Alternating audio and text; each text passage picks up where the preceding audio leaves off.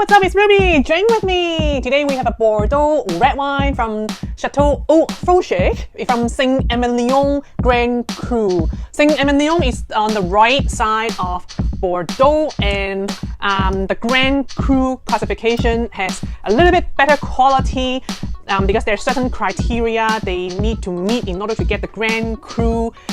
It's different from the Grand Cru Cassis, and there are two tiers of the Grand Cru Cassis, but this one is different from them. So there are so many tiers, so many classifications. But the main thing for this classification is that you need to have like a denser planted vineyard for the grapes, and some other criteria such as like they have to store it for a while before releasing to the public, something like that. Go search it up.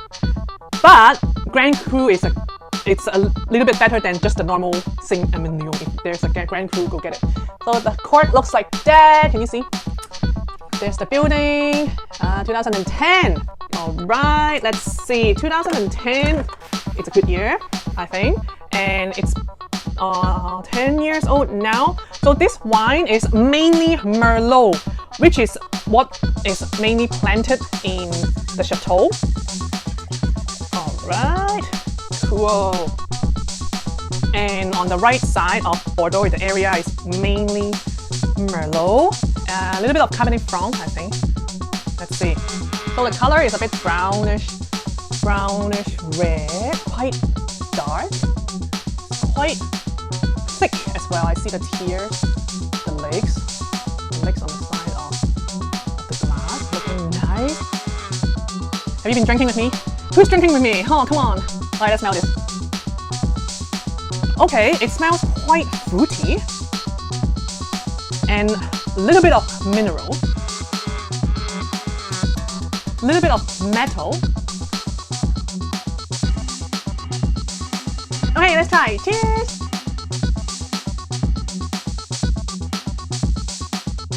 First impression, quite heavy in the alcohol flavor. Probably need to give it a few hours, like 3 hours or something, to decant. Yeah, it's quite alcohol burning. But it's typical for Bordeaux, especially the right bank, where it's more limestone and clay for planting the Merlot, and that's typical, very burning, and you need to decant it for the right bank for sure. Other than that, it's a little bit fruity, quite dry. It's intense. It's quite intense and acidic, high in acidity, very high. Quite mineral, tiny bit of leather at the moment, but it's very mineral. Length is not too long at the moment. All right, let's decant it, and we'll be back in a few moments. BRB! Hey, I'm back! It has been 3 hours. I went out for a bit and it's quite cold out. Okay, let's see. Let's see how Chateau Haut Faugeres tastes like now, 2010. When I pour it out, there's a little bit of sediments at the bottom. Just a little tiny bit. Okay, it smells very pencil shavings now. Lead. Again, I've never eaten pencil in the shaving, but that's what people like to use to describe red wine. Alright, cheers! Wow, it's way lengthier now. It's still quite acidic. The aftertaste is quite sour. Tannin is very high, actually, gritty.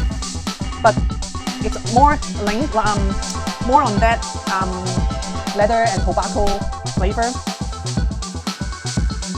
Very pencil shaving. It's like chewing on pencil shaving. Maybe I should try that without the lead. Oh, that's just wood.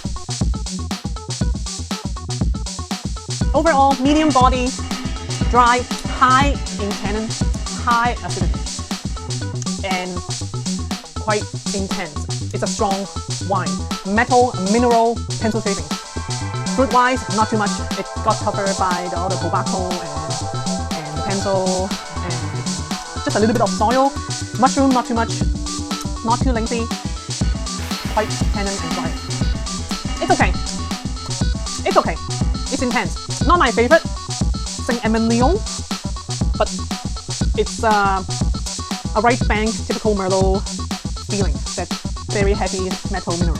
Alright, 2010 Haut Faugeres Saint-Emilion Grand Cru. Okay, thank you for watching. Drink mine, and I'll see you. Is it too cold? And I'll see you in my next one. Cheers!